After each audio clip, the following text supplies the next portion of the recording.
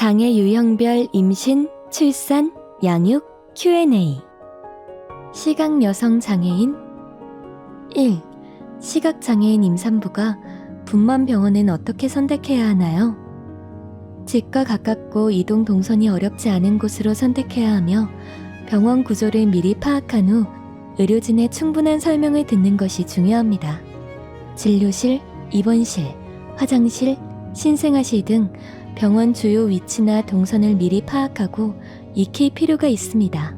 그래야 불안감을 줄이고 낙상을 피할 수 있습니다. 또한 의료진의 출입 시 미리 안내를 부탁하고 치료나 처치가 이루어질 때는 충분한 설명을 부탁하는 것이 좋습니다. 2. 시각장애도 아이에게 유전이 되나요? 시각장애 중 80%에서 90%는 후천적 원인으로 발생합니다. 후천적 원인이 거의 대부분이라고 할 수 있습니다. 또 시각장애가 나타나는 원인은 백내장, 각막 콘탁, 녹내장 등 대부분 노인성 질환과 관계가 있으며 사고와 관련된 경우도 적지 않습니다. 가임기 여성 또는 남성의 시각장애 원인으로 유전될 가능성을 고려해봐야 하는 경우는 무홍채증, 황반변성증, 망막색소상피 변성 등입니다. 3. 시각장애인 임산부 주의사항은 어떻게 되나요? 평소보다 임신 후에 잘 넘어질 수 있으니 조심해야 합니다. 임신한 후 신체적 변화에 의해 몸의 무게중심이 배꼽 위로 상승하게 되어 잘 넘어질 수 있습니다. 본인 스스로 조심하고 보호자의 도움도 역시 필요합니다. 4.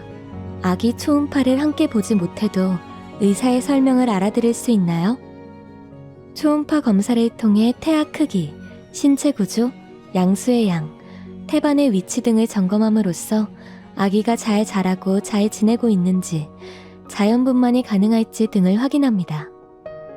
정확하게는 초음파 화면을 알아본다기보다 화면에 보이는 신호를 통해 아기의 모습을 상상해보는 것입니다.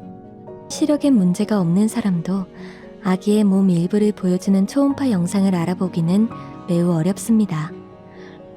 더구나 초음파 영상은 아기가 커질수록 점점 일부만 보여주므로 더욱 알아보기가 힘듭니다. 초음파를 볼 때 의료진에겐 눈으로 볼 수 없으니 목소리로 잘 설명해달라고 요청하면 됩니다. 5. 시각장애인 여성이 출산 전 병원 입원 시 주의해야 할 점은 무엇인가요?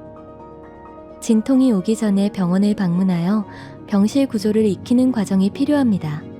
병원 등의 구조를 미리 습득하여 익히는 것이 분만의 통증 및 두려움이나 예기치 못한 부상을 줄일 수 있습니다.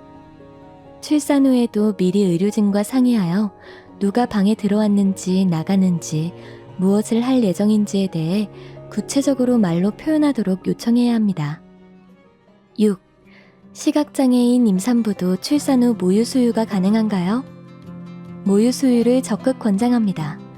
인공수유는 젖병의 소독과 분유를 타는 과정 등 상황이 오히려 힘들 수 있기 때문입니다. 모유 수유 과정에서 아기의 얼굴 근육의 움직임을 느껴 아기의 웃는 모습 등을 더욱 잘 느낄 수 있고 아기와 엄마의 관계도 더욱 돈독해지기 때문이기도 합니다. 모유 수유는 꼭 필요하기 때문에 임신 계획 전에 함몰 유두 혹은 염증 등이 없는지 의사에게 상의와 확인이 필요합니다. 7. 시각장애인 여성이 아이를 출산하고 아이의 시력 검사 시기는 어떻게 되나요? 아기 시력은 생후 1, 2개월이 된 아기는 자기 얼굴에서 40에서 50cm 정도밖에 볼 수 없습니다. 따라서 너무 이른 시력 검사는 아기에게 도움이 되지 않습니다. 아기의 시력은 안과 의사와 상의하여 검사 시기를 정하는 것이 좋습니다. 8. 아이가 눈을 가운데로 모아뜨면서 흰자 위만 보이는데 사시가 아닐까요?